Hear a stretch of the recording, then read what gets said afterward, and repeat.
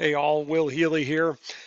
Today I want to talk briefly about maintenance and specifically the number one problem that I run into is unplanned machine breakdowns, right? I mean, no one likes to come into work on a Monday morning, get everything going, and a half hour in, something breaks down, right? So, I mean, machine breakdowns, especially unplanned ones, really can ruin a day or a week or even a month. I mean, long machine downtimes can be caused, by trying to get components, and sometimes a downtime can be in a hard to reach place, up high or in a confined space or in some remote building.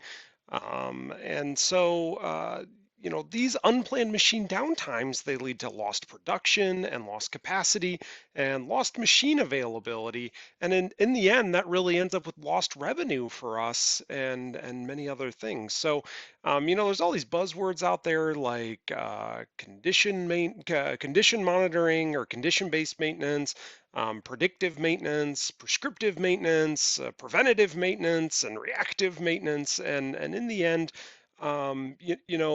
really boils down to how do we solve unplanned machine breakdowns. And so I hear a lot, the term like predictive maintenance and condition monitoring kind of used interchangeably for basically the same thing.